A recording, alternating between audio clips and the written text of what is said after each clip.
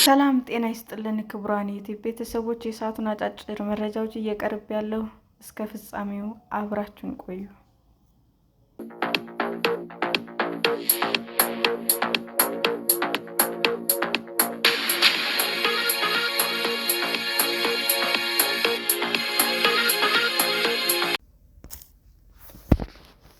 የአሜሪካ ወታደሮች ላይ ጥቃት የፈጸሙ አፍጋኒስታናዊ ለሳምንታት ጨለማ ክፍል ውስጥ ብቻውን ያሳልፍ እንደነበረ መረጃዎች አመለከቱ።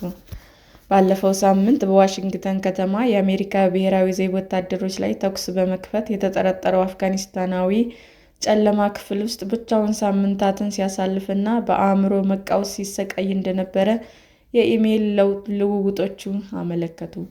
በአውሮፓውያኑ 2024 እነዚህ ማስታወሻዎቹ የጻፉት ከአፍጋኒስታን ሸሽቶ የመጣው ተጠርጣሪ እና ቤተሰቡ ወደ አሜሪካ በገቡበት ወቅት እገዛ ሲያደርጉላቸው የነበሩ አንድ የእርዳታ ሰራተኛ እንደሆኑም ተገልጿል። ረሃምኖላህ ላክንዋን ድንገተኛ ጥቃት ከፍቶ የ20 ዓመቷን የብሔራዊ ዘብ አባል ስራ በክስቶር በመግደል እንዲሁም የ24 ዓመቱን አንድሪው ወልፍን ክፉኛ በማቁሰል ተከሷል። የአገሪቱ ባለስልጣናት እንደሚናገሩት የ29 ዓመቱ ላንኮዋል በ2021 ወደ አሜሪካ የገባው በአፍጋኒስታን ተሰማርተው ከነበሩ የአሜሪካ ወታደሮች ጋር ሲሰሩ የነበሩ ሰዎች ጥገኝነት እንዲያገኙ ባስቻለው ፕሮግራም አማካኝነት ነው።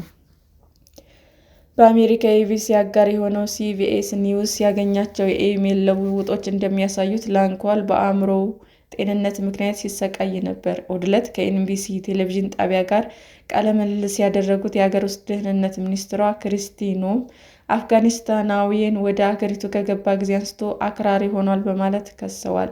ባለስልጣናት ጥቃቱን የፈጸመው ከሀገሩ ማህበረሰብ እና መንግስት ጋር ባለው ግንኙነት አማካኝነት የሚል እምነትም እንዳላቸው ተናግረዋል። የአፍጋኒስታን ዜግነት ያለው ላንኮዋል ወደ አሜሪካ የገባበት አላይስ ዌልካም ፕሮግራም የተሰኘው መርሃ ግብር በቀድሞው የአሜሪካ ፕሬዝዳንት ጆ ባይደን የስልጣን ዘመን የተጀመረ ነው። ፕሮግራሙ የተጀመረው በአፍጋኒስታን የነበሩ የአሜሪካ ወታደሮች ቀውስ በተሞላበት መልኩ ከሀገሪቱ በወጡበት ወቅት ነው።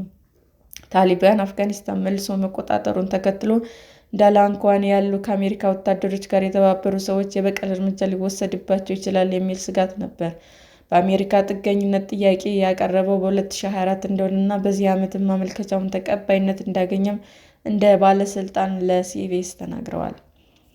በዋሽንግተን ግዛት ውስጥ በምትገኘው ቢሊንግሃም ከተማ ይኖር የነበረው ከባለቤቱ እና 5 ልጆቹ ጋር ነው። ላንኮዋን ይህን ጥቃት እንዲፈጽም ያነሳሳው ምክንያት ምን እንደሆነ አልታወቀም።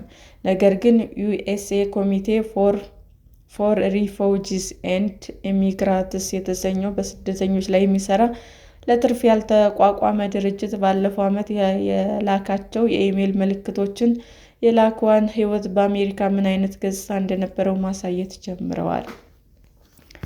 ከአፍጋኒስታን የመጣው ቤተሰብ አሜሪካ ውስጥ አገልግሎቶችን እንዲያገኝ ሲያግዝ የነበረው አንድ የእርዳታ ሰራተኛ በ2024 መጀመሪያ ጥር 11 ላይ በጻፉት ኢሜይል ላንኮዋን ለ1 ዓመት ስራ አጥ ሆኖ መቆየቱንና ቤተሰቡ ከቤት የመባረር አደጋ እንደገጠማቸው በመጥቀስ ስጋታቸውን ገልጸዋል። ሲቢኤስ የተመለከተው የኢሜይል መልዕክት የወርልድ ሪሊፍ በጎ ፈቃደኛ ለቤተሰቡ ነገሮችን ለማስተካከል እየሞከረ ነው፣ ነገር ግን አባትየው መፍትሄ ያልተሰጠው የአእምሮ ጤና እክል ያለበት ይመስለኛል፣ ከማንም ጋር አይነጋገርም ይላል። በኢሜይሉ ላይ የተጠቀሰው ወርልድ ሪሊፍ የአፍጋኒስታን ዜጎች የጥገኝነት ዝውውር ላይ እገዛ የሚያደርግ ቡድን ነው። ከ20 ቀናት በኋላ በጥር 31 2024 በተላከ ሌላ ኢሜይል ላይ ደግሞ የእርዳታ ሰራተኛው ላንኮዋን ለሳምንታት አብዛኛውን ጊዜ የሚያሳልፈው ጨለማ በሆነው መኝታ ቤት ውስጥ ነው፣ ማንም አያነጋግርም፣ ሚስትና ታላቅ ልጁን ጨምሮ በማለት ጽፈዋል። የአእምሮ ጤና ባለሙያ ያልሆኑት የእርዳታ ሰራተኛ አክለው ላንኮዋን ለ1 ወይም ለ2 ሳምንት የሚቆይ የአእምሮ መቃወስ አጋጣሚዎች ማሳለፉን እንዲሁም በዚህ ወቅትም የቤተሰቡን መኪና ይዞ እንደሚጠፋ ገልጸዋል። ሁኔታው ለማስተካከል የሚሞከርባቸው ጊዜያት እንደነበሩም ጠቅሰዋል። ኒውዮርክ ታይምስ ጋዜጣ ባለፈው ሳምንት ያነጋገረውን የላንኮዋን የልጅነት ጓደኛ በተመሳሳይ በአፍጋኒስታን በወታደራዊ ክፍል ከነበረው ስራ በኋላ የአእምሮ ጤና እክሎች እንደነበሩበት ገልጿል።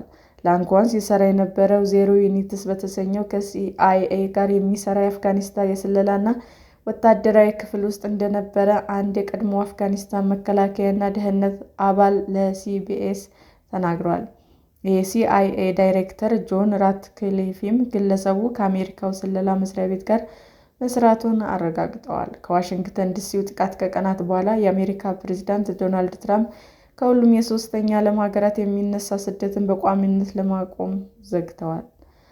ሁሉም የስደተኝነት ጥያቄ አቅራቢዎች በመጨረሻ ደረጃ እስከሚመረመሩ ድረስ ለጥገኝነት አመልካቾች ውሳኔ እንዳይሰጥ ተደርጓል። አፍጋኒስታዊው ላንኳን በክስተቱ በደረሰበት ጉዳት አሁንም ሆስፒታል ውስጥ ሕክምና ላይ ሲሆን የነፍስ ማጥፋት ክስም ይጠብቀዋል። ሰላም ጤና ይስጥልን ውድ የዩቲዩብ ቤተሰቦቼ እንዴት ናችሁ? አዲስ ጀማሪ ነኝና ሰብስክራይብ ያደረጋችሁ አበረታቱልኝ። አመሰግናለሁ።